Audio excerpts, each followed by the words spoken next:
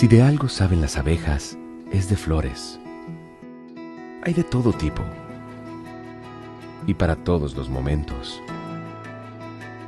Lo importante no es solo su color, tamaño o forma, sino lo que hace sentir cada una.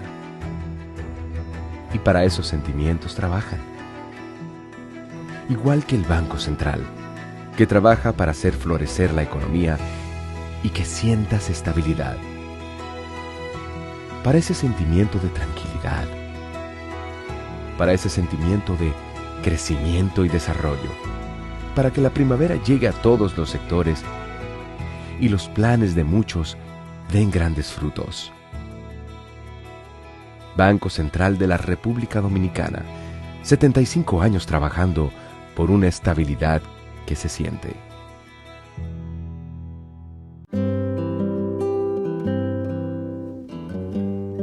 Hoy sé que no pido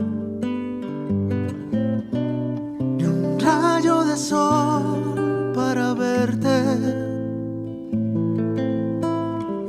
No las tengo todas conmigo. Me deslumbras, me hipnotizas. De repente renaces despierto. No pido nada. Hoy sé que te quiero. Donde sea que haya un dominicano, ahí estaremos con él, porque somos Banreservas, el banco de todos los dominicanos.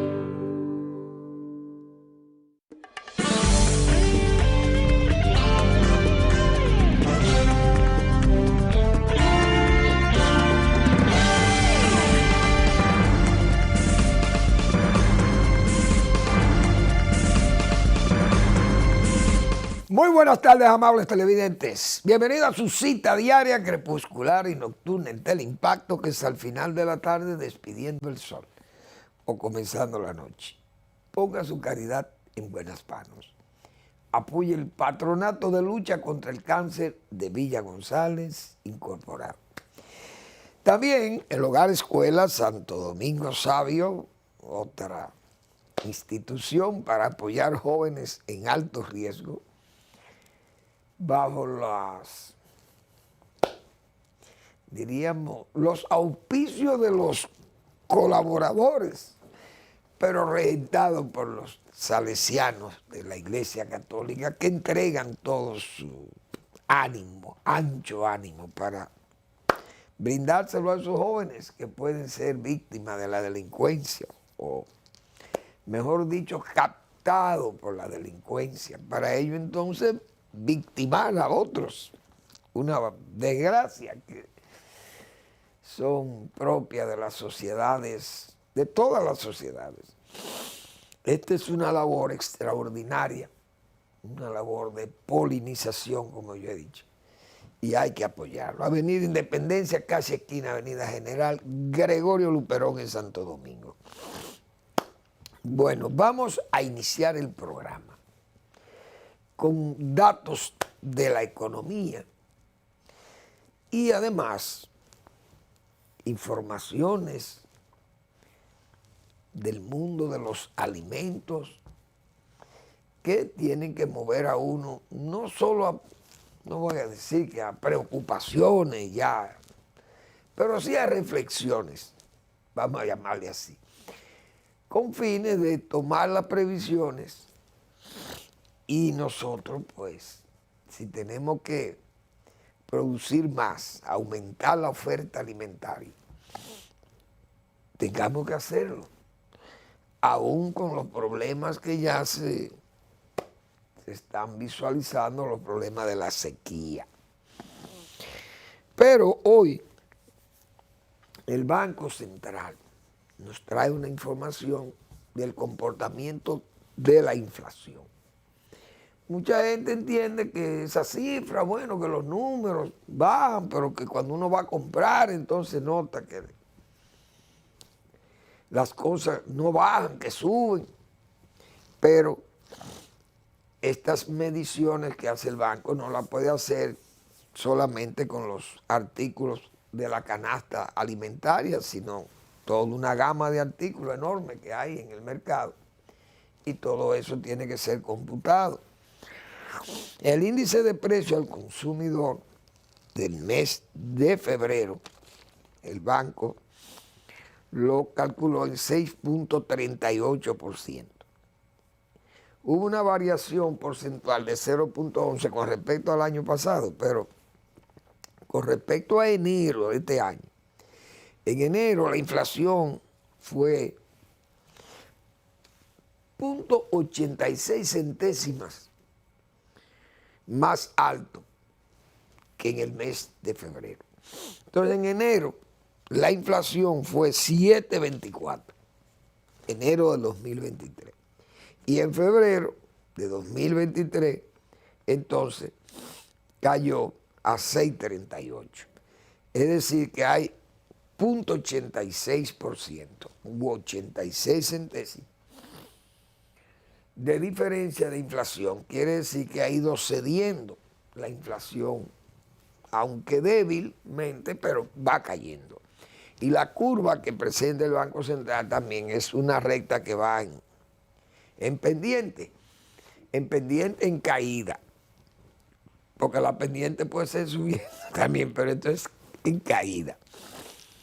Y realmente eso es esperanzador y al mismo tiempo hasta saludable, porque ya la inflación comienza a ceder, según los técnicos del Banco Central. Y eso está muy bien. El banco tiene buenos, más que pronósticos, yo diría que diagnósticos del comportamiento que va a tener la economía, según los técnicos del Fondo Monetario Internacional, Banco Mundial, CEPAL, etcétera, que son organismos que monitorean esta economía. Y los datos que ellos sirven, o de los que se sirven, tienen que ser datos fiables, porque esta gente no pueden estar hablando disparate. Y esta gente, cuando dan datos, es para que el mundo sepa que esos son los datos de República Dominicana. Y que no se puede ni trampear, ni se puede hablar mentira, ni se puede jugar con esas cosas, porque eso son cosas muy serias. El Fondo Monetario Internacional ha diagnosticado, por eso digo que no es un pronóstico, aunque lo sea el pronóstico, porque es un pronóstico, pero más que un pronóstico es un diagnóstico, por lo que acabo de explicar. Ellos estiman que el PIB, el Producto Interno Bruto, crecerá 4.5% en el 2023 para República Dominicana. El Banco Mundial estima en 4.8% y la CEPAL en 4.7%. Dice el Fondo Monetario Internacional que República Dominicana será el segundo país con más crecimiento en la región.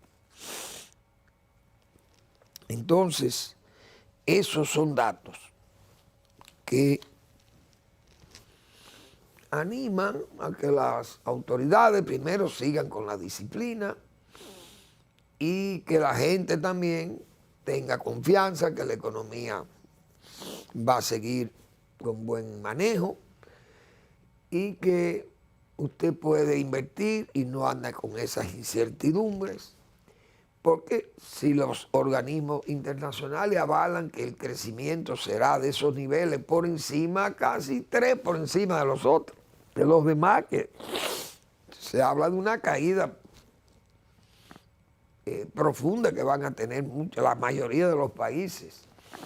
Es decir, que esas son cifras muy halagüeñas, muy favorables para la República Dominicana indiscutiblemente, porque hay mucha gente que dice que el crecimiento, que no lo ven, que el crecimiento no se siente, pero yo he dicho muchas veces aquí, donde cuando no hay crecimiento, usted ve, usted siente el problema se ve reflejado en la pérdida de empleo, la gente no tiene empleo, se le dificulta, el que tenía 30 empleados lo despide 10, porque dice que le están llegando menos clientes a comprar y por tanto él tiene que bajar la nómina, etcétera, etcétera. Todo el mundo comienza a flaquear, como dice. Entonces, por eso es que esas cifras son positivas para la inversión y para la gente que entiende que su dinero, sus inversiones quiere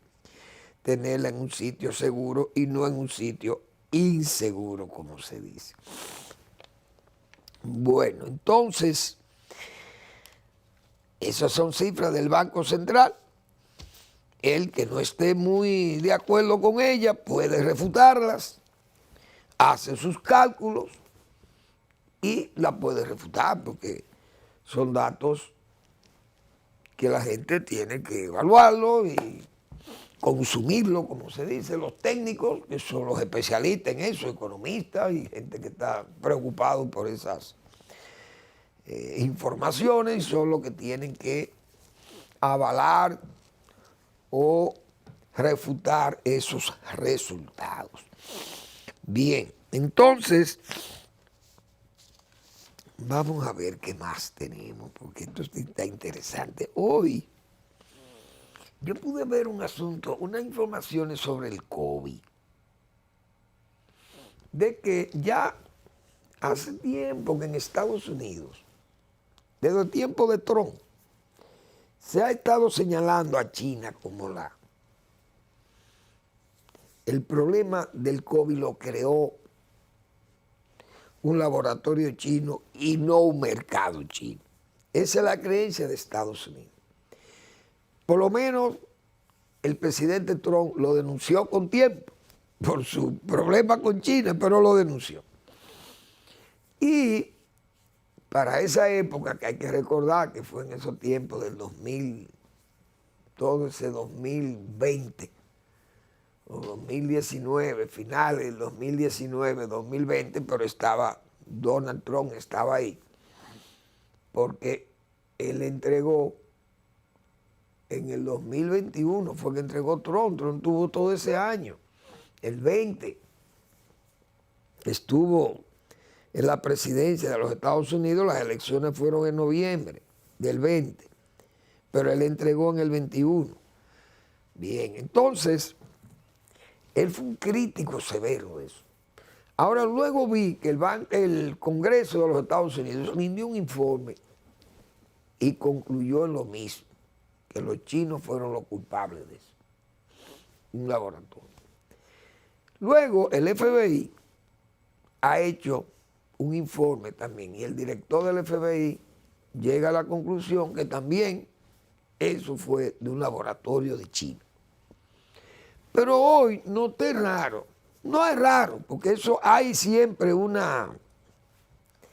ha habido una conspiración, digo yo, por parte de las autoridades sanitarias del mundo, que han querido desviar la atención o liberar a China del problema del virus, en el sentido no de que no surgiera en China, sino de que no surgiera en un laboratorio. No hay prueba.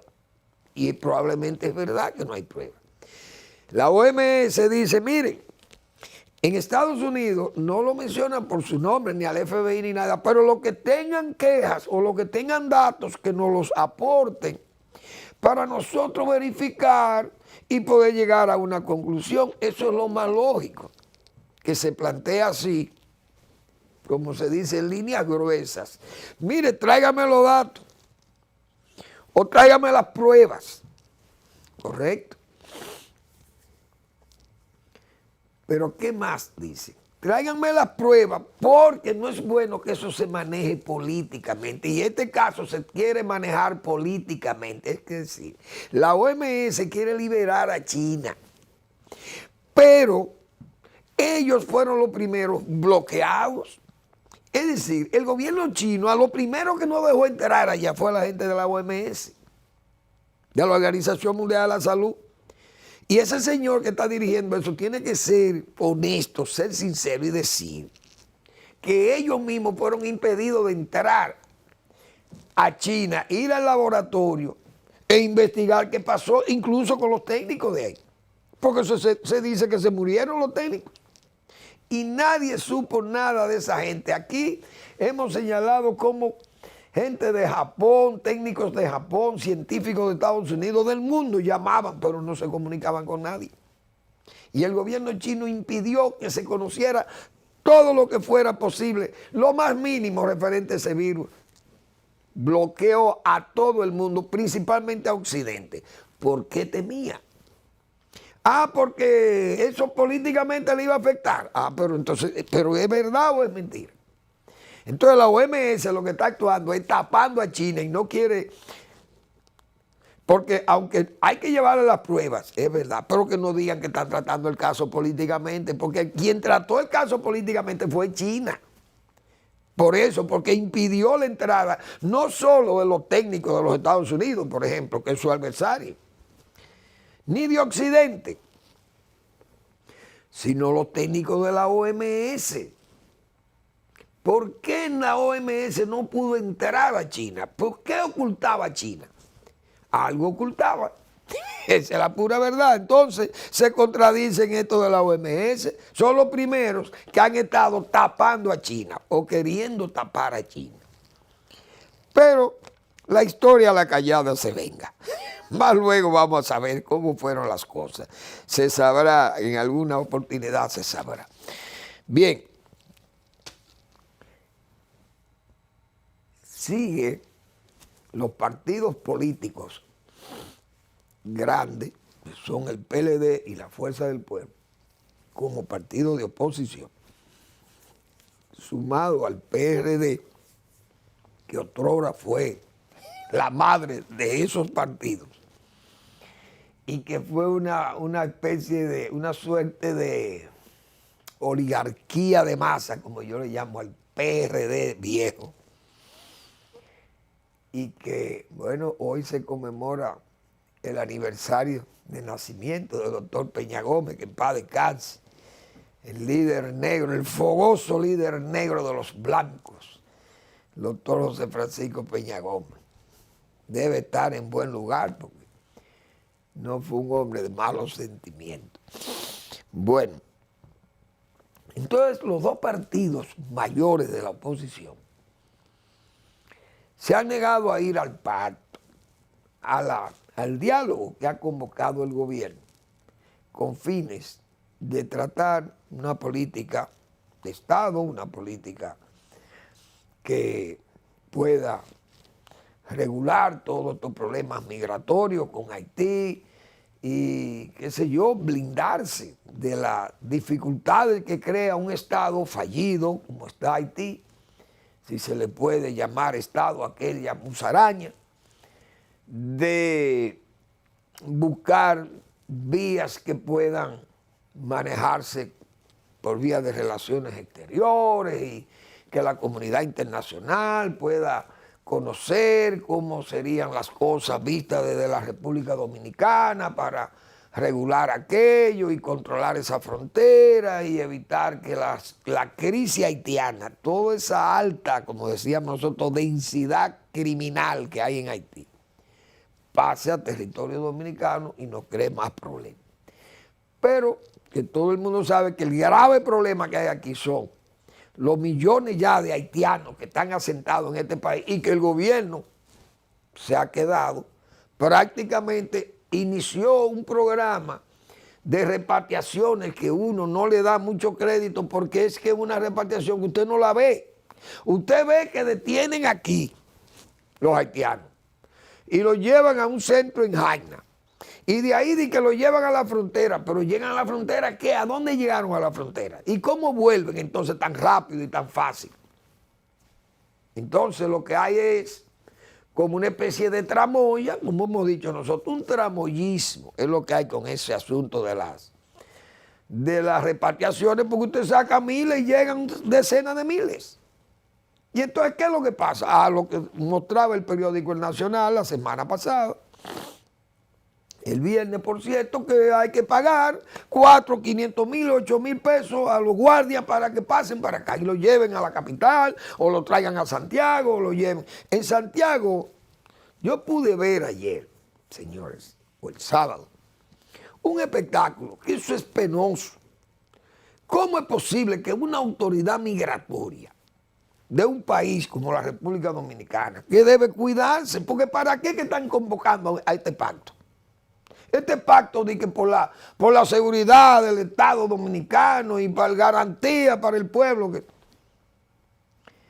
una vivienda ocupada, porque es una vivienda que quedó como, está en condiciones de abandono, pero ahí viven más de 30 haitianos y haitianas en este barrio que se llama Las Quintas de Rincón Largo, en Santiago, o Reparto Imperial, creo que es Imperial, que se llama Imperial.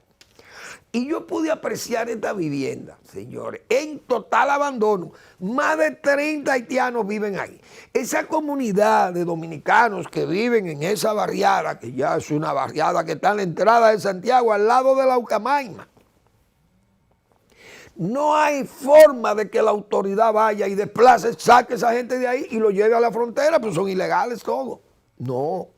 Entonces, el síndico de Santiago, el alcalde, que ha sido muy efectivo, pero eso, él no puede actuar ahí como una autoridad migratoria.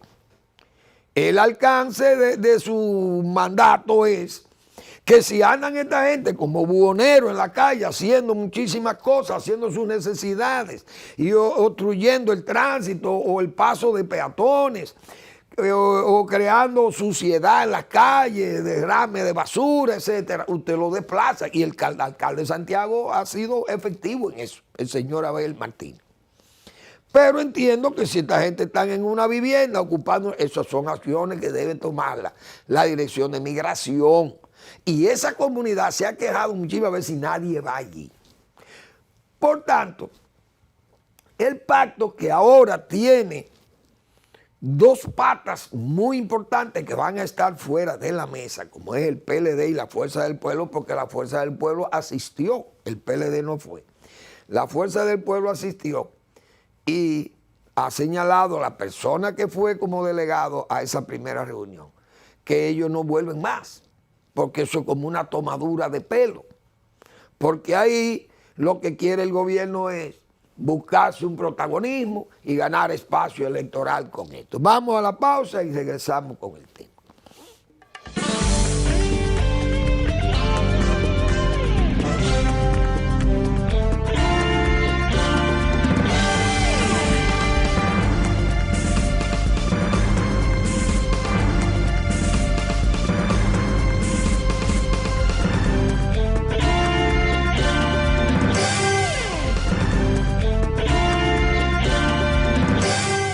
El Banco Central de la República Dominicana te invita a participar de manera presencial en la Semana Económica y Financiera 2023. Disfruta gratuitamente de charlas, talleres, conferencias, competencias y otras actividades sobre economía y finanzas, en colaboración con la Fundación Child and Youth Finance International y la participación de instituciones públicas y privadas del país.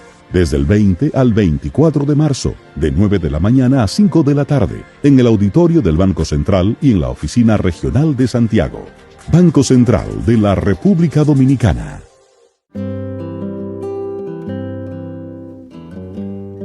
Hoy sé que no pido ni un rayo de sol para verte. No las tengo todas conmigo,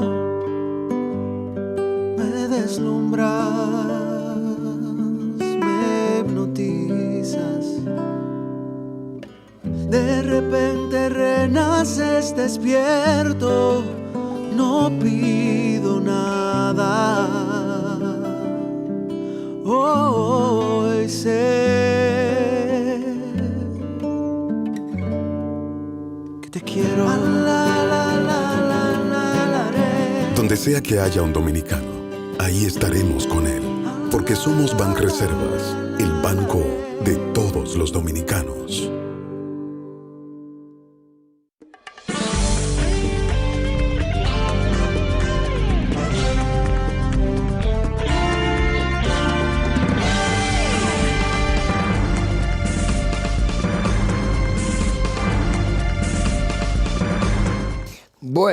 Entonces, de ese pacto que va a terminar, según Manuel Fermín, sin esa participación del liderazgo del PLD y de la Fuerza del Pueblo, ese pacto terminará como el parto de los montes. Esa famosa fábula de Esopo, de que ante el ruido de esa montaña, como se dice, de ahí tiene que salir por lo menos un dragón encendido con muchísimo fuego y tirando lenguas de fuego y qué sé yo, y lo que sale es un ratón, como dicen. Parió un ratón la montaña. Y eso es lo que va a pasar con ese pacto, porque la representación política más importante, no digo la representación de la participación civil o de los partidos, sé que la fuerza moral de la Fuerza Nacional Progresista es alta, porque ahí está el doctor Marino Vinicio Castillo, que ha sido previsor de todo eso. El doctor Castillo, lo vi en la respuesta, está convencido de que las palabras del presidente son acogidas o son acogibles, vamos a llamar.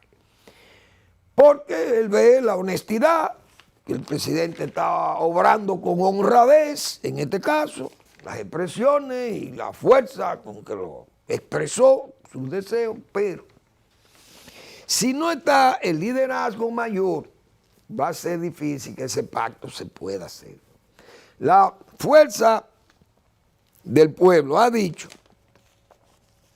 que eso es una ocurrencia que se juega a manejar las presiones externas y la furia popular.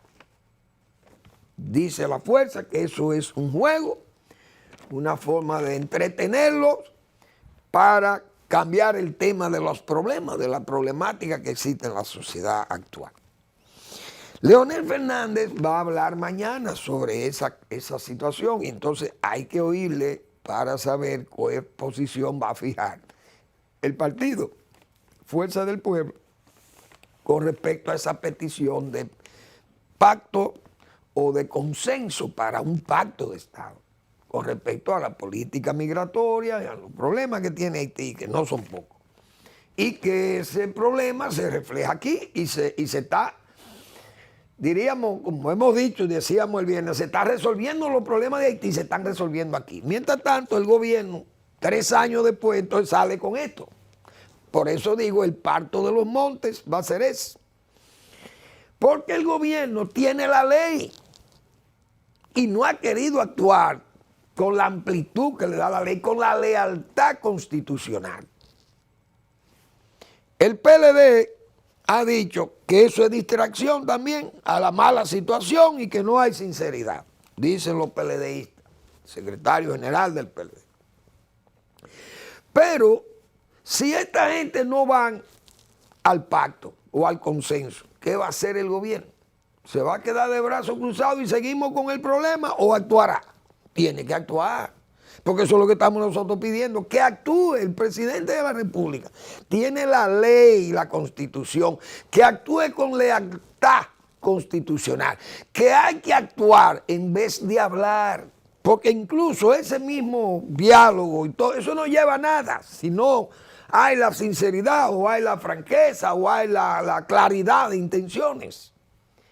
Por ejemplo, el presidente de la República, en la primera reunión que se hizo para el pacto o para el consenso, o en el diálogo, lo que se le quiera llamar, lo primero que debió decir el presidente, miren señores, ustedes que están aquí y los que no vinieron, que sepan que nosotros en 45 días no vamos a presentar, ese mamotreto no lo vamos a presentar. Y poner la cosa clara. Segundo, yo dije ahí, este colectivo que crea un ambiente de casi de choque, el colectivo que tiene el gobierno ahí, que crea el disenso, hemos dicho nosotros, pro-haitiano, es gente que está comprometida con esa causa, de desmantelar el Estado Dominicano y acomodar ese caos haitiano aquí. Entonces esa gente entra en una especie de confrontación con las personas o los dominicanos que tienen la intención, sus intereses patrióticos. que defienden sus intereses por el Instituto Duartiano, la Fuerza del Nacional Progresista, el doctor Marino Vinicio Castillo. Esa gente está defendiendo los intereses de la patria. Pero ese colectivo no está en eso. Ese colectivo está comprometido con traicionar. Y las pruebas están ahí. Porque en todas las actividades que se han hecho o se han propiciado desde aquella 168-13, aquella sentencia, señores, hay que ver, son las mismas caras. Recreado ese colectivo en cargos que se lo ha dado el presidente de la República, consciente de lo que esa gente es. Por eso que yo digo, ese pacto al final va a terminar como el parto de los montes. Que con todo ese apaviento y toda esa fuerza y todo eso lo que hay que hacer, porque es que hablar es muy fácil, decir las cosas. Hay que actuar. Es actuaciones. Que estamos construyendo un muro que nadie ha hecho por la frontera, que lo que hemos hecho nosotros. No es verdad, decíamos nosotros aquí. ¿Por qué? Porque hubo gobiernos aquí que hicieron la dominicanización de la frontera y no es verdad. Que lo que se ha hecho en la frontera actualmente tiene más mérito que lo que hizo Moncácer y lo que hizo Vázquez y Trujillo, que dominicanizaron la frontera. Porque la fuerza autoritaria de Trujillo obligaba al traslado de familias dominicanas, de los más profundos probablemente, y familias blancas, porque eso era Trujillo, y claras, de piel clara, ponerle en la frontera como una especie de muro psicológico para los haitianos. Pero hizo las provincias. ¿Y ustedes creen que el esfuerzo de Trujillo por dominicanizar la frontera es menor que el esfuerzo que ha hecho el gobierno de Luis Abinader allí? No es verdad. Aunque tenga yo que decir que esa actitud o esa acción del generalísimo o del dictador o del sátrapa fue buena, eficiente, no fue mala idea de Trujillo. Su aplicación allí y hacer de aquellas provincias que tal vez era hasta ridículo llamarle provincias, porque eran comarcas, pueblos, colonias, prácticamente lo que estaban creándose allí, pero le dieron esa fortaleza a la dominicanidad en la zona. Hay que decir esas verdades. Entonces, vamos a esperar a ver qué va a decir Leonel Fernández mañana. Pues muy importante porque Leonel Fernández es de los líderes principales del país.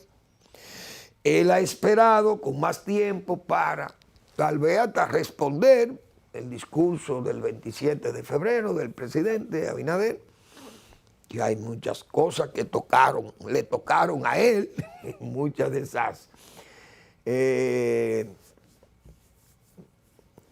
no sé cómo llamarle, pero refutaciones que le hizo el presidente a políticas pasadas o esfuerzos pasados. Leonel Fernández tal vez tenga que hacer una recopilación del discurso y sea más amplio en la exposición, pero tendrá que tocar el tema de la invitación al consenso para un pacto de Estado. Vamos a ver qué va a decir Leonel Fernández mañana, pero ya es un hecho que el delegado que estuvo dio esas declaraciones, quiere decir que no vuelven, que no van a ir a la reunión próxima, que es el día 8, creo que fue que la anunciaron, donde van a escoger comisiones. Y yo decía, es que el presidente, ¿qué va a pasar si nombran en esas comisiones caras, por ejemplo, como la que yo citaba, el Paveliz, en la economía? Porque hay una comisión de economía. Que la comisión de migración aparezca un hombre como Lozano, el del Instituto de las Migraciones. Que en política exterior aparezca Roberto Álvarez, que es lo más lógico que puede estar ahí porque él es el canciller de la República. Dígame usted si eso es confiable para un buen pacto de Estado. Eso puede ser también interpretado, como digan los partidos políticos, que el gobierno busque una forma de entretener a la oposición ahí, porque es que esto ha caído también, ha caído en tiempo electoral. Imagínense un gobierno que tiene 3 años, un gobierno que tiene muchos problemas, porque hay problemas, como esos problemas de los precios de los alimentos, combustibles, subsidios, préstamos, el precio de las medicinas y todo eso. Se están poniendo las cosas muy difíciles. Ahora aparece o da señales una sequía que complica la vida, porque ya hay gente que no tiene agua, hay problemas con el agua porque no hay suficiente agua potable, hay problemas que los productores también tienen escasez de agua para el regadío, aparecen entonces síntomas muy graves de sequía, repito, y de carestía incluso de las materias primas que se usan, los combustibles, repito. Quiere decir que hay muchas cosas que se están complicando y que el gobierno sabe que tiene que bregar, luchar con eso en tiempo de elecciones. Si el gobierno pudiera ganar un tiempo, como se dice, entreteniendo a la oposición, discutiendo un pacto o un diálogo, en ese diálogo discutiendo ese pacto, no hay duda que el gobierno va ganando con eso, pero más. Como el presidente ha sido monolíticamente, se puede decir que un partidario de aprovechar mediáticamente cualquier esfuerzo que haga el gobierno, porque lo han visto, lo hemos visto todo. El presidente sabe que él se puede llevar el trofeo de haber conseguido un diálogo, un consenso, un pacto, y ese trofeo se lo va a llevar el gobierno. Y la oposición teme a eso. Es posible que pueda también presentarse eso como un temor a que el gobierno utilice política y mediáticamente el efecto positivo que pueda tener el arribar a un acuerdo entre los partidos políticos. Es decir, todas esas cosas están ahí, pero el gobierno tiene la ley, tiene la Constitución, tiene que actuar, porque por ejemplo ese caso de Santiago que yo cito, hoy ¿quién es que tiene que tomar esa decisión? No son las comunidades, es la autoridad nacional, pero eso está pasando en el país entero. El país está lleno de haitianos, millones de esa gente están aquí viviendo en condiciones infrahumanas de gueto, y además no sabemos qué es lo que tenemos adentro. Entonces el gobierno, si no se hace un pacto con la oposición y los demás partidos, ¿qué va a pasar? Se quedan los haitianos aquí. Entonces el gobierno tiene que actuar. El gobierno actuara, y luego digo, como dice el presidente, cáiganme atrás. Presidente, haga que le caigan atrás los partidos de oposición, tome las decisiones y ponga la casa en orden con los haitianos. Y el que se quedó atrás, se quedó atrás. El trofeo se lo lleva usted. Y el pueblo se va a sentir bien y le va a dar un apoyo masivo. Actúen. Pero hay que actuar, no hablar. Esa es la diferencia entre actuar y hablar. Yo puedo ir a hablar al Congreso, muy bonito y muy expresivo y muy vibrante, y decir que el país está expuesto a perderse y que la comunidad internacional ha hecho mutis. Y presento un cuadro valentísimo, patriótico, pero eso se queda en letras. Hay que actuar, actuar y actuar solo, pienso yo, con la ley y con la lealtad constitucional. Vamos a la pausa.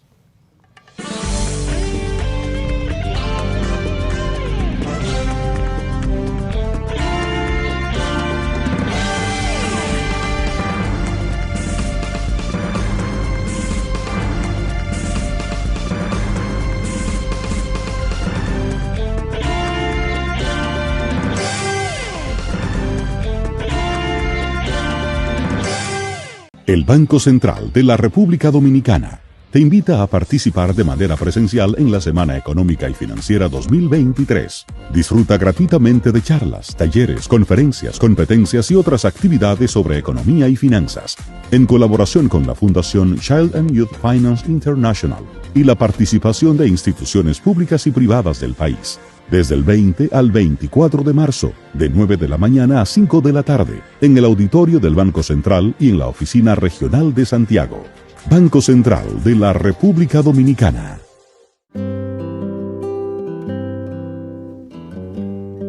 Hoy sé que no pido ni un rayo de sol para verte.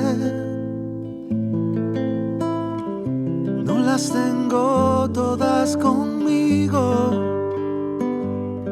Me deslumbras, me hipnotizas.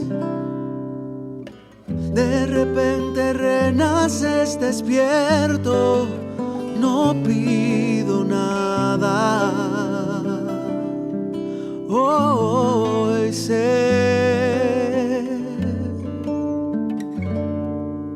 que te quiero.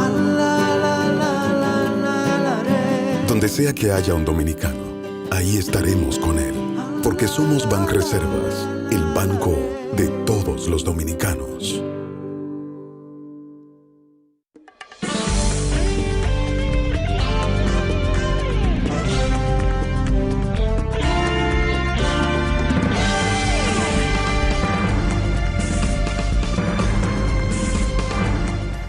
Yo he dicho con mucha honestidad desde la semana pasada que hay una situación mundial peligrosa, no solo por la guerra de Ucrania, que es bastante peligrosa, porque hoy leí que Rusia está preocupada porque ellos quieren que un acuerdo que tienen ahí con Turquía y con Naciones Unidas para sacar los productos de ellos, los cereales y los fertilizantes y eso que venden.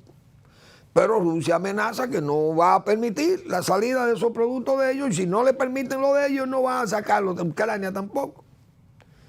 Que fue una situación que se negoció entre Naciones Unidas y Turquía. Esa situación, uno sabe que ya hay problemas porque Ucrania, en medio de esta guerra, como está este invierno crudo, ellos, esa humedad, y Rusia también, que es una gran productora de grano, esa humedad tiende a aprovechar ellos y sembrar ese trigo y todos esos cereales y las plantas oleaginosas como el girasol, que ellos son grandes productores también, y maíz, todo eso. Pero en medio de esta guerra, probablemente los agricultores y mucha gente que están preocupados porque Ucrania no va a poder producir. Ni Rusia. Rusia no tiene tanto problema porque ellos no le ha caído ni siquiera un fósforo encendido en su país. Pero Ucrania está devastada, no hay duda de ello. Y donde quiera que usted esté trabajando y venga y le aparezca una bomba o una mina, imagínense ustedes, los productores agropecuarios de Ucrania no van a poder trabajar con tranquilidad en medio de una guerra tan brutal como esta. Eso es un problema que se puede agravar, como se agravaron los precios el año pasado. Pero ¿qué pasa? Que Argentina, que es otro gran productor de comida, de granos, Argentina está pasando por un periodo de sequía peligroso. 3 años de sequía intensa tiene Argentina, y eso es grave. Pero Italia, en Italia la sequía ha sido bárbara. Y yo digo, el aceite de oliva, las aceitunas, todas esas cosas se van a encarecer porque España también ha tenido problemas de sequía y los pantanos, como ellos le llaman a las presas, están muy bajos en España también. Y España, que incluso es el gran productor de vegetales y de fruta para Europa, venderle a Europa, tiene problemas con la sequía también. Hay problemas serios con este asunto de sequía y de productos, por ejemplo, como eso, los fertilizantes, los agroquímicos, se han puesto caros. Y República Dominicana, yo vi unas declaraciones del ministro de Agricultura. Bueno, que República Dominicana tiene que se despreocupen, que hay alimentos suficientes para el país, los turistas, los haitianos, bueno, y para lo que exportamos. Pero uno no ve estos esfuerzos de política pública para llevar una producción agropecuaria, porque hay producción agropecuaria, pero esos son los precios. Porque usted va a los supermercados y encuentra plátano y papa y ve todo lo que hay aquí, todo lo que se produce, los víveres están ahí, que se producen aquí, pero es la cantidad en la que se están produciendo, y con este problema de sequía que viene o que hay, que asoma, para ser un poco menos pesimista o más optimista, entonces uno no sabe cómo va a ser el comportamiento aquí de la producción de víveres principalmente y de granos para la población nacional.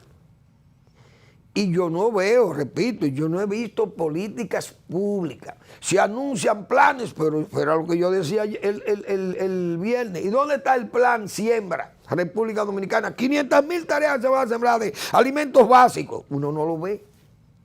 El huevo caro, el pollo caro, el cerdo caro, la res cara, los embutidos caros, los quesos caros, un queso blanco que usted compra una libra de queso blanco y eso vale más de 200 pesos, pero prácticamente igual que el Gouda, que viene de Europa. Un queso viejo rudimentario, artesanal, que se hace aquí en los campos y en cualquier casa de familia hacen queso blanco aquí. Entonces, esa situación, pienso yo, que va a complicar, porque el gobierno no tiene una política. Yo no he apreciado planes políticos concretos del gobierno en el área agropecuaria. No lo veo. Son esfuerzos como sueltos. Mira, entrega 24 chivas allí, mándale 24,000 matas de coco, de plátano, mándalo allí. Eso no, a INEPRE, lo que queda de INEPRE, que hagan mercados. Y ahí anda INEPRE como una chichigüita, como dice, llevando un camioncito por aquí, otro por allí, haciendo mercaditos, gastando más dinero en los operativos que en lo ahorrativo, lo que pueda darle de beneficio al consumidor. Entonces, aquí no hay un gasto público, como yo he dicho muchas veces, aquí un gasto público agropecuario que se refleje directamente, no directo, esos subsidios directos, que nosotros lo hemos criticado muchísimas veces aquí, sino el subsidio indirecto, que es más universal, que le sirve, o sea, una introducción, por ejemplo, de tecnología, las reconstrucciones de los caminos, la pavimentación de caminos, la reparación de los sistemas de regadío, qué sé yo, los caminos intraparcelarios, la electrificación rural, el puente, la alcantarilla, el drenaje. Todas esas son inversiones que van en beneficio de las comunidades, no en beneficio de un sector.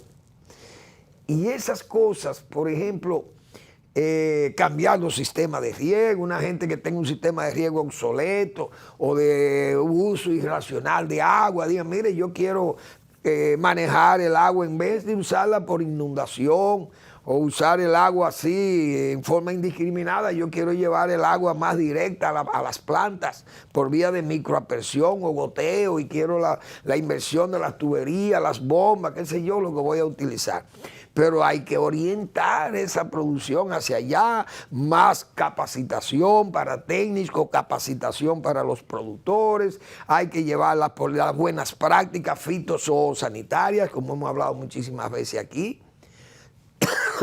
Perdón, el crédito, ampliar la base de crédito, las facilidades de crédito a cultivos de ciclo más largo, porque los créditos también a veces son prendarios, préstamos para cultivos anuales.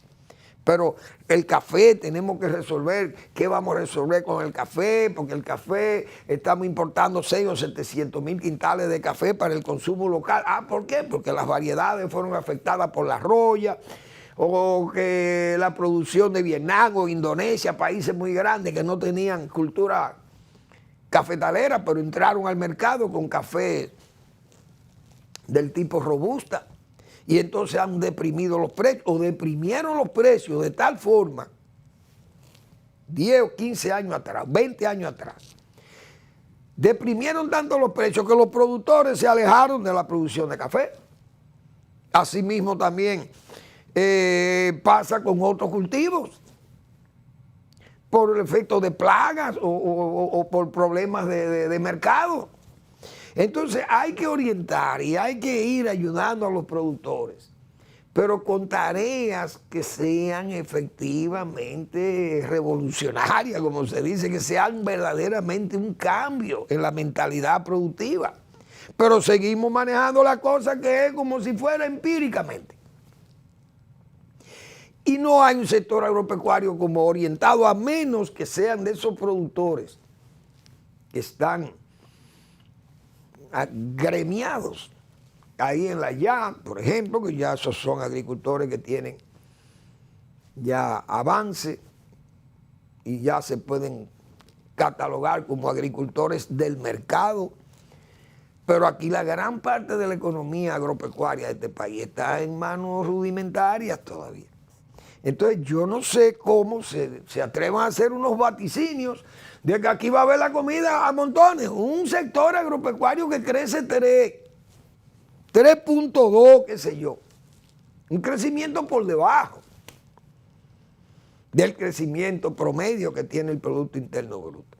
Entonces no estoy viendo ese empuje. Lo que hay es sí los problemas en el horizonte, como son ya el caso ese del arroz y eso, porque son problemas gravísimos para los productores nacionales. Entonces hay que tener cuidado con estas cosas. Vi,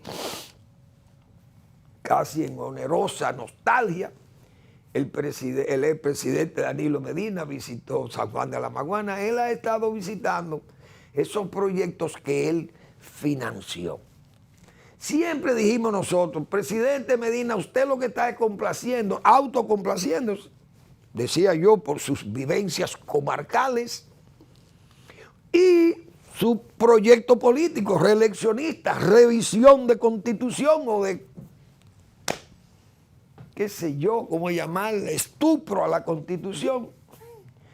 Entonces el hombre fue formando una cultura dadivosa, llamándole visita sorpresa y haciéndole creer no a los productores, sino al pueblo y al mundo, que eso habían unos proyectos que estaban revolucionando la producción agropecuaria de la República Dominicana y las condiciones de vida de los productores. Porque eso era una revolución que hasta en Roma, en la FAO le llamó la atención. ¿Y qué es lo que está? No, estamos ayudando a gente dándole herramientas para que produzcan. Y da un resultado extraordinario, pero hay cooperativas, sí, no, esa gente está organizada, préstamo fácil para que el retorno le sea fácil. Y no. Se fue el hombre del poder y no se ha podido recaudar un peso de los dineros supuestamente prestados. Nada, regalado, pero sin saber la fuente, de dónde salía todo este dineral. Hoy le plantean al expresidente Medina que esos proyectos no fueron atendidos por este gobierno, y es verdad, mucha de esa gente se quedaron todavía con el efecto productivo, todavía tenían alguna capacidad de trabajo, tal vez ya no tenían el flujo de dinero que le estaba llegando, porque eso fue un programa hecho con fines políticos más que con fines económicos, pero hubo muchos proyectos de eso que se podían salvar, pero este gobierno vino fue a pelear, como se dice, con esa gente y a quitarle incluso bienes que habían sido otorgados por Danilo Medina.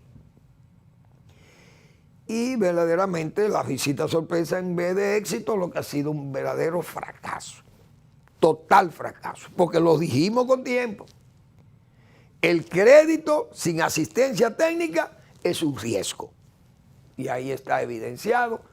Pocos son los proyectos de esas visitas sorpresas que hoy viven. Todos, la gran mayoría han fracasado, y si no, que me refuten el FEDA, que fue el organismo utilizado para eso, que diga cuánto ha retornado, cuánto han recaudado de los dineros prestados. O fue a cosechas y animales que todavía no están de provecho. Por Dios. Seguimos con más de estos temas porque ya el tiempo es muy breve y tengo que despedir el programa. Gracias por su atención. Mi Hasta mañana, si Dios lo permite, que estamos de nuevo al final de la tarde despidiendo el sol o comenzando la noche.